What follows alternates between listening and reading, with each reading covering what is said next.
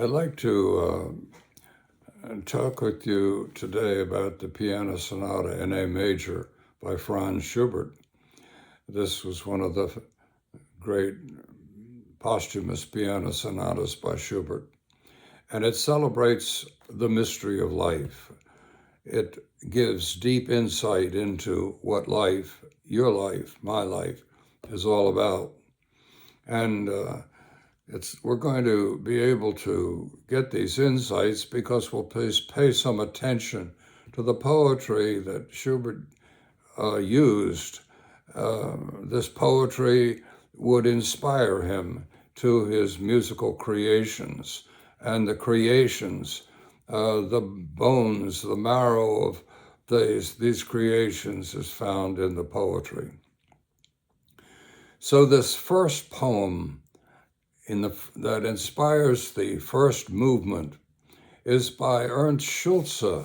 Ernst Schulze was a poet who was inspired in particular by Persian poetry.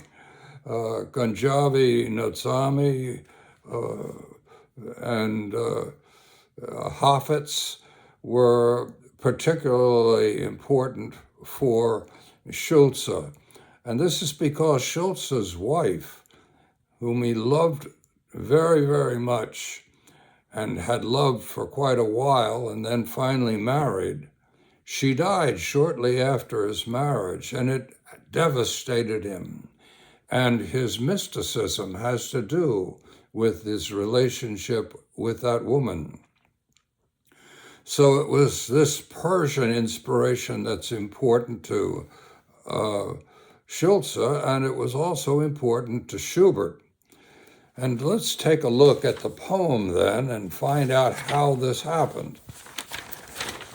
The poem begins, "The winds sweep through the fir trees, the streams rush through the valley, and I wander on through woods and snow, mile after mile, from mountain to mountain. Life everywhere, even in the rocks, is erupting, but the one who is life to me is gone. O love, breath of May, you bring tender shoots from tree and bush. The spring bubbles in your gentle breeze. But love, you make me wander in sorrow through howling winds on rocky paths. O joy of spring, will I never experience you again." Schubert here is sounding the death knell of his hopes for life, and they're all bound up in the death of this woman. In the second movement, the inspiring poem is Pilgerweise by Franz Schubert, Schubert's friend.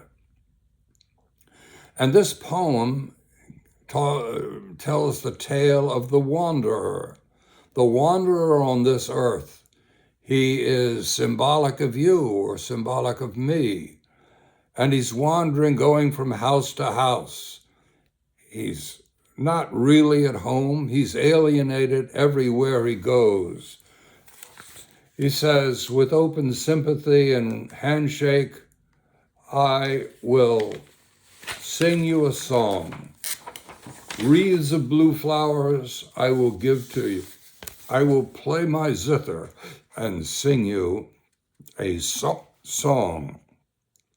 That might seem rather silly to you, of not much value at all. But to me, it is life itself. So here Schubert is singing the song of someone who has really been alienated from the world in which he lived. And in this particular poem, he gets to a point where he says, I in my wandering, stick in hand, see my fortune disappear as thread parts from thread in my mortal vesture. So Schubert is singing the song of a man who must die. And this poses the problem. Here is the obstacle to our mystery.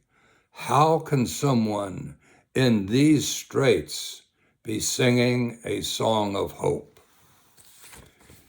In the third movement, we have a total change of mood from one of desolation, alienation, tragic facing of death, to something that is completely its opposite. The inspiring poem is by Shakespeare. It's Stenchen, and it begins, "Hark, hark, the lark at heaven's gate sings." So Schubert is singing a song of heaven's gate, a song of hope for the wanderer, the same wanderer who must die, the same wanderer who has lost all hope for life, the same wanderer who has lost his beloved, and this beloved somehow is in his future. In this "Hark, hark, the lark sings at heaven's gate," we read, "And winking merry buds begin to open their golden eyes." Winking merry buds begin to open their golden eyes. With Schubert, with the wanderer, all nature is transformed. Why? With everything that pretty is, my lady sweet, arise, arise, arise. And here is what transfigures everything, not just transfigures the life of this wanderer, but transfigures the life experience of all of us. Then comes the fourth movement. And the fourth movement is inspired by a poem by who else but Ernst Schulze, who wrote the poem for the first movement. And in this poem, you have the capture, in a sense, of what unites the tragedy and the triumph. What is this magic element? The poem is Im Frühling, in the springtime, and it's again by Ernst Schulze. And he says, "Quietly I sit on the hillside. The sky is so blue. A breeze plays in the valley where once, in the early spring, I was so very happy.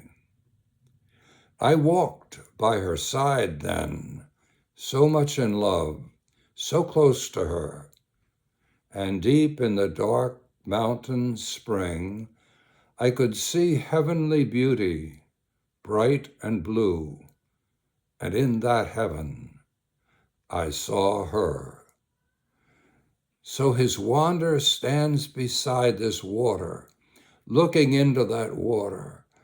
And as he did this earlier with this woman who meant so much to him, and he saw there reflected the blue heavens, and in those heavens, she was there, looking there with him. Now he says the springtime beauty graces all the blossoms and flowers, but I look at those flowers where she picked. He says everything is still the same today as it was then. And here is an insight into the mystery. The flowers, the fields, the sun shines just as brightly, and no less enchanting is the reflection of the sky there in the spring. So now, She is gone. She is no longer here with him. And yet, he remembers this timeless love, this love that transfigures all of his life and the life of all of us. So here is Schubert's celebration. Here is the mystery. And this mystery is at the core of the wisdom tradition. So let's now turn to the music itself. Listen to the music, but see the meaning in the words of the poetry and look at it as expressed in the paintings, especially those of Caspar David Friedrich, that we append to the video. Thank you.